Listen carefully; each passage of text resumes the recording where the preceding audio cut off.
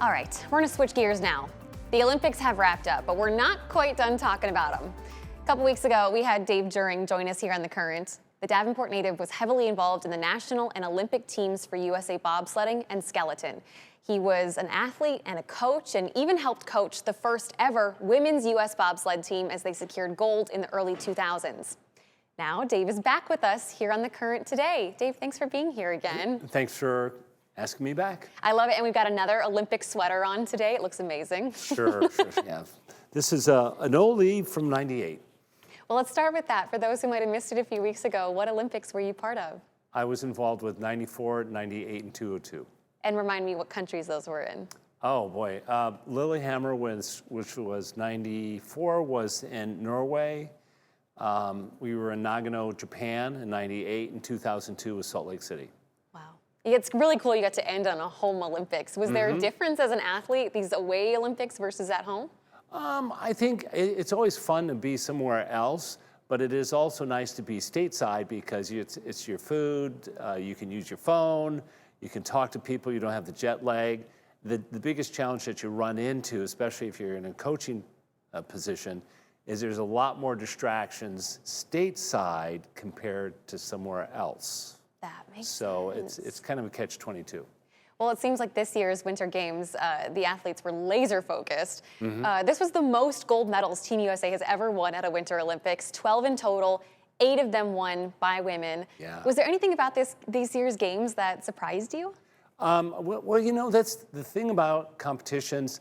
We had some athletes not perform as well, and then we have some athletes that come out of nowhere and do fantastic. So that's the one thing about sports and the Olympics. It can make or break you, and that's just part of it. But that's the excitement about sports in general, right? Exactly. You never know. Seriously. And when it comes to your specialties, we're talking bobsled and skeleton and monobob. What were your takeaways from how Team USA did? Well, I was very pleased in the men's program that we got a 4th in the 2-man. That was quite not expected. And the wonderful thing about the women's program and the 2-women's sled, U.S. continues its streak of being the only country to win a medal in the 2-women in every Olympics since its inception. So the last 7 Olympics, we've won medals in the 2-women event. So we are the only country to do that. The Germans have not even done that. Wow, and you bring up the Germans because Yes. they are so dominant. What was their finish like this year? They had 26 medals overall as a country. 19 of those medals came from bobsled, skeleton, and luge. And to put it in perspective, the rest of us countries, including the U.S., we had 16 medals total to their 19 in the sliding sports. So they're the dominant country when it comes to anything in a bobsled track. And that's part of what made Alana Myers-Taylor's gold so impressive. She beat this incredible young German athlete.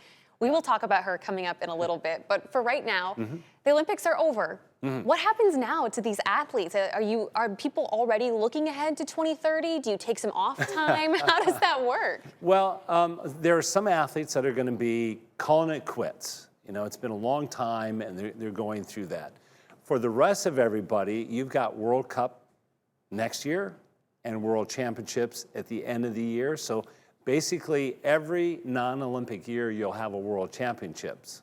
So that's going to go on constantly. So most people will take a little bit of a break because of just the exhaustion of the Olympics and putting everything together to compete as best possible. But yeah, you've got World Cup and World Championships next year, and that's going to continue on till you get to 28. What would that be now? That would be 30. 2030, French Alps, 30. which won't be very far away from where this year's was at all. Not at all. It'll be in Just La over the Pagna, mountains. which is a track that's been around for many Olympics. What was the sentiment about the Italian track this year? Well, it was brand new. It was a Yeah. brand new track. And as you could tell, some of the drivers still had some challenges navigating some of the curves, but that's part of the process of where your coaches and your sled designers and the techs and then the drivers to make sure that they know where they need to do what. But as you can tell, there was even some of the top drivers had some challenges because it's a new track. Well, heading into this offseason, Team USA Bobsled and Skeleton is holding a recruitment combine, not this weekend, but next weekend. If someone wants to try out for the bobsled team or the skeleton team, what are some of the skills or the traits that these coaches are looking for? Really, in a nutshell, you have to have tremendous power and speed together. So here's your chance, Shelby. If you want to try out, do it. Tremendous power and speed. Yeah, well. I think I might be lacking on both of those. Oh, well, fronts. it would be fun all the same. Seriously. Yeah, so there's a lot of track athletes. That's predominantly where everybody comes from.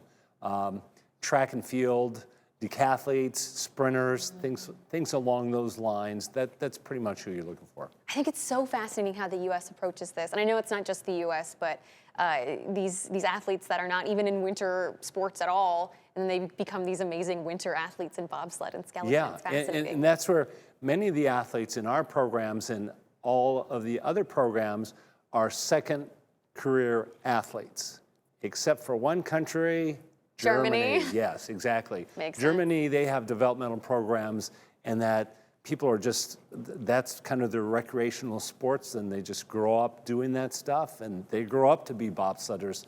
For the rest of us, it's, hey, it's a second afterthought. I might try that. Love it. Well, Dave, we have a lot more to talk about, so we are not done with this just yet. We still have to get to Alana Myers-Taylor's incredible gold medal in the monobob, and how this was a first year for a brand new event at the Winter Olympics. Our conversation with Dave will continue in about 20 minutes. In our first half hour, we were speaking with Dave Juehring, a Davenport native who spent several years as an athlete and coach on Team USA's national and Olympic bobsled and skeleton teams. And we are back once now with Dave again to recap this year's Winter Olympic Games. Dave, thank you for being here with us. My pleasure. All right, we spoke more generally about Team USA in our first half hour, but I want to zero in on one person right now. Alana Myers-Taylor. She has been waiting years for that elusive gold medal. What was it like? What was the significance of her winning this Olympics? Oh, well, you always want to see your athlete get that one gold medal, which she has. So that was very exciting to see her, and she had to fight for that medal, which makes it a lot more exciting when you're watching from home. I don't think she was ever in first going through all the four runs. But she kept going and going and going. Perseverance. Every single run, it felt like track best or record best on this run. And we should tell people, if they don't know the backstory, she has already a bronze and several silvers, and she had just been waiting for this. What was your reaction at home when you were watching this? Well, you can talk to my wife. I was yelling. I was very excited. So it's always exciting to see your home country do well. It's always exciting to see a bobsledder do well. So yeah, it was fantastic for me. Seriously. And she wasn't the only one that was on the podium when it came to the women's monobob. Callie Humphreys took home bronze, and then she got bronze again a few days later with Jasmine Jones in the women's two-person bobsled. Yes. That continues a pretty healthy streak. Yeah. So now the U.S., between Lena Myers and Callie Humphreys, have the top women that have won the most Olympic medals ever for bobsled. And Kaylee's got a really cool story of she switched countries. Yes, She used to compete against the U.S. Yes. So she's won some of her golds while she was with Canada, and then she switched over to the U.S., and now we have we had two powerful people. Yes. I don't know if they're going to retire or not. That's the big question. Alana's 41 and Kaylee's 40. Am I getting this right? That's kind of getting up there, but as you could tell, they were able to compete. But you add another 4 years on that, I don't know. Yeah. I just think it's so impressive.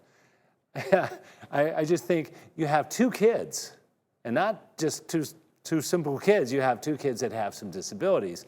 So what an important family, and everybody just helping her get to that level, and that's what makes it even all the more exciting. I just think it's hard enough to get a medal, but let alone have two kids. Seriously. I mean, to have the kids and then go back and compete, but then to have your kids, this entourage of little kids around all the time. So and that's why it's so incredible to see her win that gold medal.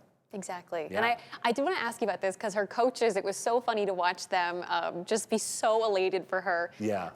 In these tracks, your coaches are way up at the starting line with you. Do they come down to the finish line, or how does that work? No, actually, yeah, you're going to have some of the coaches up at the top to help get the athletes in the sled on the line and get them ready. And then at the bottom of the track, you might have two coaches, which we had two of our coaches, and they help the sleds get onto the scabbers, which protect the runners and get the sleds onto the vehicles on the way up. So you've got support crews at the top and the bottom. And that's a wonderful thing about the Olympics because you don't always get that in World Cup or World Championships. So when you were coaching and when you were at the Olympics, did you have a spot you like to stand at?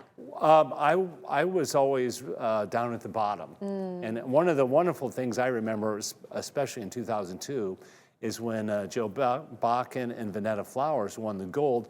I was the guy that ran down there to grab the sled and say, guess what? You guys won the gold. Oh my gosh. Yeah, so that was very exciting. Oh my gosh, I get goosebumps thinking about it. Unfortunately, the U.S. did not win a gold when it came to mixed skeleton, but this was really exciting. This is the very first year that mixed skeleton is part of the Olympics.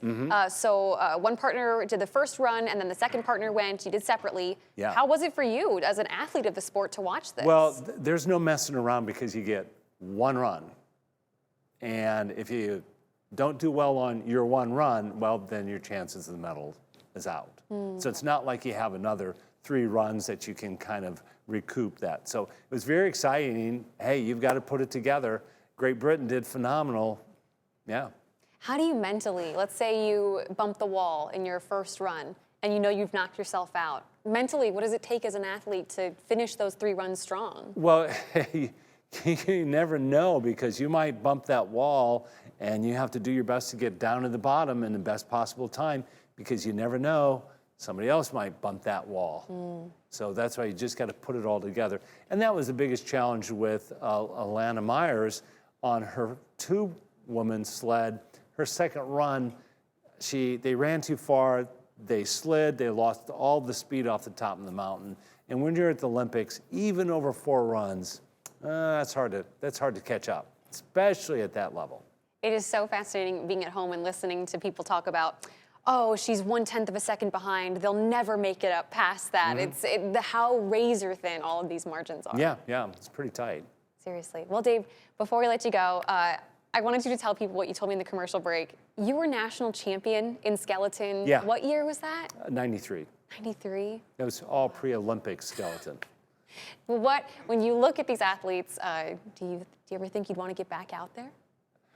Well, yeah, I think we all reminisce of those younger days when we'd love to be able to do all of those things again. But you know what? This is other people's opportunities. This is their turn to do it. It's our turn to cheer them on, help them get to that level. That's what I want to do. But, oh yeah, it's fun. I had fun doing it. It's now their chance to do it. I love it. Yeah. Dave, thank you so much for being so generous with your time and coming back on. I really appreciate this. It was great chatting about this. And for you guys at home, if you want to share this story, you can find our online version up at WQAD.com underneath the As Seen on TV tab at the top of the homepage.